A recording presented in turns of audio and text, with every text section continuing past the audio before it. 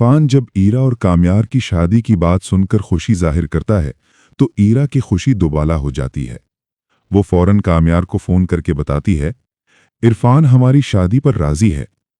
ये सुनते ही काम्यार बगैर देर किए गाड़ी निकालता है और सीधा ईरा के घर पहुंच जाता है।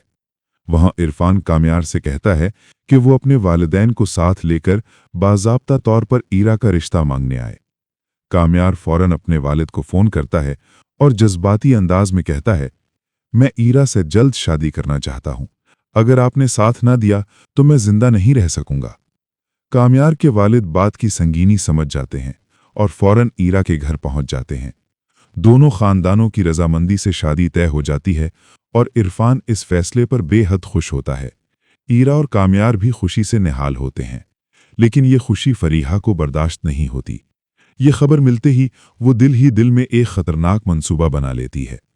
अगले दिन काम्यार ईरा को शादी की खरीदारी के लिए मॉल ले जाता है। इसी दौरान काम्यार को अपनी कंपनी से एक इंतहाई अहम कॉल आ जाती है और वो कुछ देर के लिए ईरा से अलग हो जाता है।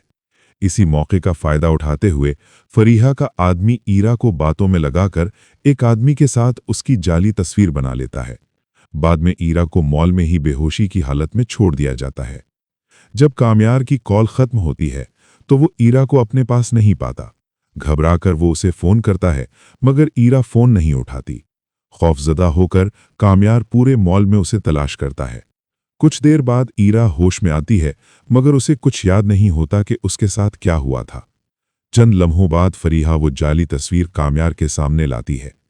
काम्यार उस तस्वीर को देखकर हैरान और परेशान हो जाता है। वो फरीहा से पूछता है कि तस्वीर में मौजूद शख्स कौन है। फरीहा ठंडे लहजे में जवाब देती है, वो मेरा दोस्त है। ये जवाब काम्यार के दिल में शक का बीज बो देता है। कुछ ही दिनों बाद शादी का दिन आ जाता है। काम्यार अपने वालिद के साथ गाने और खुशी के आलम में ईरा के घर पहुंचता है। ईरा स्टेज पर बैठी होती है। इसी दौरान उसकी माँ उसे अंदर ले जाती है और थोड़ी देर बाद दोबारा स्टेज पर लाया जाता है। काम्यार ईरा का हाथ थामकर उसे अपने साथ बिठाता है। निकाह शुरू होता है। मौलवी ईरा से पूछता है, क्या तुम काम्यार को अपना शौहर कबूल करती हो? ईरा जवाब देती है, मैं कबूल करती हूं। जैसे ही मौलवी काम्यार से सवाल करने वाला होता है, उसी लम्हे फरीहा अपना आखिरी वार करती है और वो जाली तस्वीर काम्यार को भेज देती है। काम्यार तस्वीर देखते ही हक्का बक्का रह जाता है। उसके जहन में गलत ख्यालात जन्म ले लेते हैं।